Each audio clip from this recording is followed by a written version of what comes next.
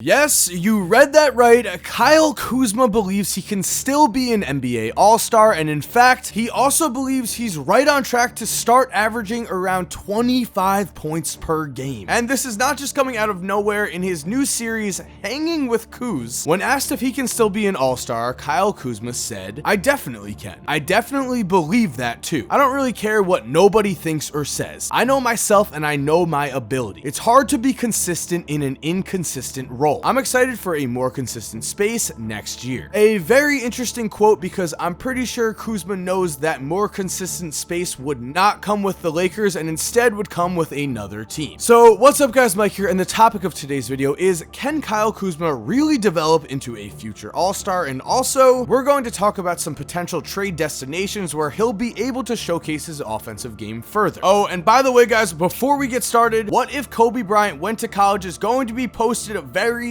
soon. The tentative date for the posting is this Saturday, so make sure to subscribe, make sure to turn post notifications on so you do not miss that video. Also, just please leave a like if you are hyped to see a new What If. If anything changes with the posting date, I'll let you know, but for now, let's continue on. I just want to point this out right now. It's not crazy for a guy like Kyle Kuzma to develop into an All-Star later in his career, especially when you are in a situation like Kuzma was in. We'll get more into his role with the Lakers and his relationship with LeBron and all of that. For now though, I want to point out that someone like Steve Nash, who became a two-time MVP, did not make his first All-Star game until his 6th season at the age of 27. Then you've got guys like Kyle Korver, who made his first All-Star game 12 seasons in at the age of 33, and Mike Conley, who just made his first All-Star team at the age of 33 in his 14th season. Which means when you consider the fact that Kyle Kuzma averaged 18.7 points and 5.5 rebounds per game on around 46% shooting in just his second season at the age of 23, we have to at least consider that it is possible Kyle Kuzma might take a leap as he enters the prime of his career. Remember, this is a guy who in his rookie season was only behind Ben Simmons, Donovan Mitchell, and Jason Tatum in Rookie of the Year voting, three players who not only became All-Stars but also became members of the All-NBA, which means from the beginning of his career, really before the Lakers went from a non-playoff team to a championship contender, the potential for Kyle Kuzma to develop into an All-Star was not only just there, it seemed very possible. As of right now though, of course, things have taken a severe downturn, but Kuz is just approaching the prime of his career, and on a different team, things can certainly change. Now, I'm not saying that he will definitely reach that All-Star level or become a 25 point per game scorer, but what I am saying is this: it is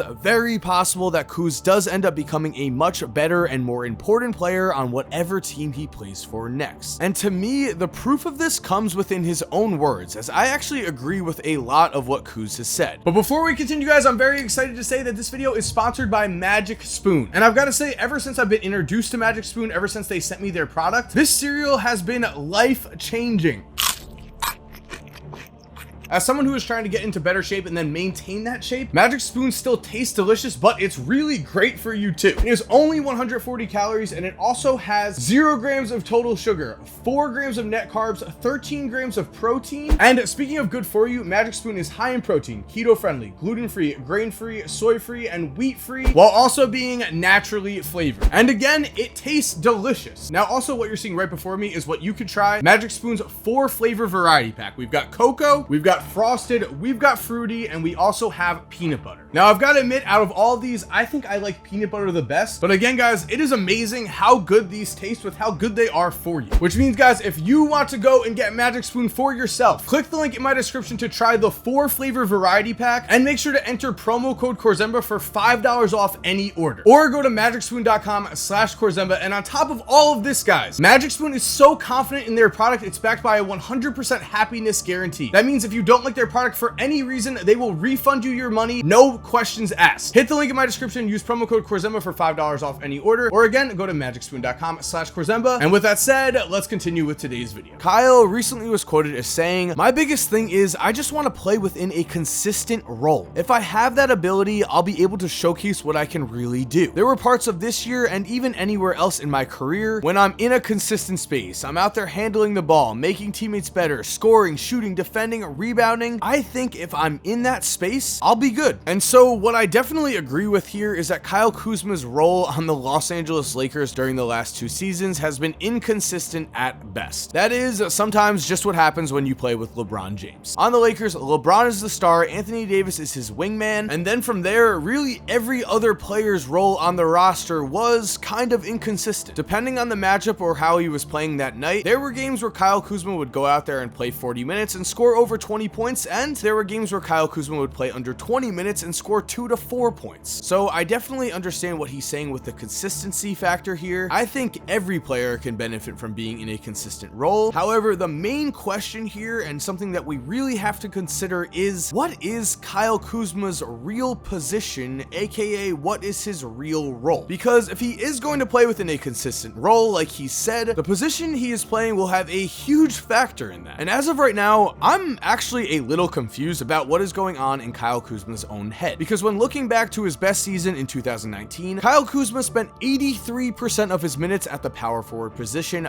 15% at center, and only 3% at small forward. And at the power forward position, he certainly established himself as a very effective offensive player, as he actually averaged more points per game than Brandon Ingram did that season. And in Kyle's own words, the reason for this was that I'm just playing my natural position. I'm just really comfortable with that. I played all last year as a 4. He's referring to his rookie season there, and having that mismatch with guys that are a little bit slower than me, but I'm also just as strong as, really helps my game out. The problem with all of that is, while based on these numbers, Kyle is definitely better suited at the power forward position. Despite playing just 12% of his minutes at the small forward spot in 2020, Kuzma was questionably quoted as saying, "I feel like I'm a wing. I'm the most comfortable offensively and defensively being a wing. When I have the ball in my hands, I'm able to play off of pick and rolls, play make, chase guys off screens, and whatnot. I feel like that's where I'm most comfortable." Now, let's just be straight up honest here. Kyle Kuzma is not a playmaker, and he is definitely not the primary ball handler in a pick and roll situation. For his career, the most assists per game Kuzma has averaged was 2.5, and this year he averaged 1.9 assists with 1.7 turnovers, and in 2020 he had 1.3 assists per game and 1.5 turnovers per game. So personally, I do not agree with this statement that Kuzma is better as a 3. I think the fact that his assist to turnover ratio is already that bad with the ball out of his hands most of the game is pretty telling. The thing is though, luckily for Kyle Kuzma going forward in his career, he's not really in a position where he can just tell his coach, "Hey, I'm playing the 3. I don't care what you say." When he goes to his next team, he's going to have to prove himself, and if his coach believes that he should be playing the 4, and hopefully his coach does believe that, well then, I think we might have something here. I do believe that Kyle Kuzma is going to become a much improved offensive player. I say this because right away, something that jumps out is his increased shooting percentage. This year, Kuz shot around 36% from 3, up from around 30% his sophomore season, the season that he averaged around 19 points per game. And with that in mind, and with some serious offseason work this summer, then yes, I do believe Kyle Kuzma can become a deadly offensive weapon at the 4 spot. What he said back in the 2019 season made perfect sense, because at the 4, Kuzma is able to use his speed and athleticism to take guys off the dribble, and with his strength, he's been able to more than hold his own on the defensive side of the ball. In fact, according to cleaningtheglass.com, on defense this season when Kyle Kuzma was playing the 4, the Lakers ranked in the 94th percentile in the entire NBA, allowing just 105.9 points per possession. However, as you could see when Kyle Kuzma was playing the 3, those numbers clearly dropped as the Lakers allowed 108.7 points per possession and were just in the 81st percentile in the NBA. Now, as you're about to hear in a quote in a second, in seasons past, Kyle Kuzma worked on his defense and the progress clearly shows. This season, he has emphasized how much he's going to work this offseason to become a more offensive all-around player, and as I mentioned before, he's already become a better 3-point shooter, and he's also become a much better finisher at the rim. In his rookie season, he converted on just 59% of his shots from there, but last season in 2020, he shot 74% at the rim, and this season, he shot 67%. These types of improvements to me do indicate that he has been putting in the work in the offseason despite his lower overall numbers. And headed into this year's offseason, Kyle has said, quote, "I've done a great job every offseason of trying to build something and add something to my game. I've turned myself into a great defender. My rookie year, I was a stop sign on defense. I didn't really stop anybody.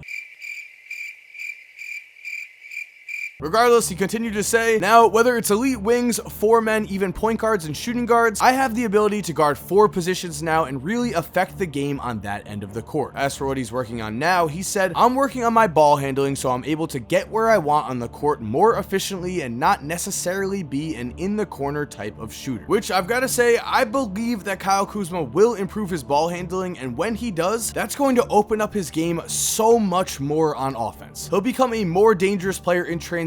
In the half court, he'll be able to set up his teammates or take the ball to the basket more easily himself, and maybe, just maybe, he'll even be able to run some pick and roll action in an ideal Kyle Kuzma world. And so let's talk about some of the teams he may end up with. Now, I've seen mentions of the Thunder and the Rockets. For the Thunder, people have been saying that if Montrezl Harrell opts into his contract, then the Lakers would be able to trade Kuzma, Harrell, and KCP for Kemba Walker. I don't really see that happening. I don't really think the Lakers are going to go all in with Kemba Walker, but if that were to happen, then I would love that fit for Kyle Kuzma. I think it would be perfect for him to play with a young team, to play with a great young point guard in Shai Gilgeous-Alexander. I believe that is a great scenario for him because Kyle Kuzma will get all of the shots he wants in the world there. Now, as for the Rockets, I don't think that's going to happen because if the Rockets were to trade for Kyle Kuzma, that trade would probably be centered around sending young assets back to the Lakers, and I think the Lakers are just straight up in win now mode. Looking at the final 2 teams I find very interesting, we've got the San Antonio Spurs and the Sacramento Kings. Now, when it comes to the San Antonio Spurs, from what I've seen, the Lakers would have to pull off a sign and trade that would include Kyle Kuzma and then either KCP or Montrezl Harrell if Harrell does accept his player option, and then the Lakers would get DeMar and Kyle Kuzma would go and fill DeMar's spot in San Antonio. That, to me, sounds like a great career move for Kyle Kuzma. I mean, he would be able to play under one of the greatest NBA coaches of all time in Greg Popovich. With DeMar gone, there would certainly be a huge role to be filled in San Antonio on the offensive end of the floor. I think with this move, Kuzma would not develop immediately into an all-star or average 25 points per game next season, but long-term, it might be the best move possible for him because, again, he would have Greg Popovich coaching him. We've seen what Greg Popovich has done in the past. Now, as for the final team here, the Sacramento Kings, this trade again would include the same kind of package. Kuzma, then either KCP or Montrezl Harrell if he accepts his player option, and then the Lakers would get back Buddy Hield. Now, this is another situation that I find very interesting because, again, I think that playing for the Sacramento Kings, Kyle Kuzma's role on offense would dramatically increase. You'd have to imagine that in the starting lineup, we'd have De'Aaron Fox and then Tyrese Halliburton, along with Kyle Kuzma in this situation, and with those 2 players making life easier for him while he steps into a bigger offensive role. I do find this an intriguing situation, though I do not think that Sacramento is the best situation. And with all that said, guys, thank you for watching. I hope you enjoyed today's video. If you stuck around until the end, guess what? A what if is coming soon, boys. So that means make sure you subscribe, make sure you turn on post notifications, and also please like this video. It helps me out a ton with YouTube's algorithm. If you're already subscribed, thank you so much for supporting. You're awesome. We all know it. And as always, have an awesome day, guys, and cue that music. If you're still here while the music is cued, here are 2 videos I think you are definitely going to enjoy. Make sure to click on one of them. Again, I know you're gonna love it. And other than that, have a great day and peace.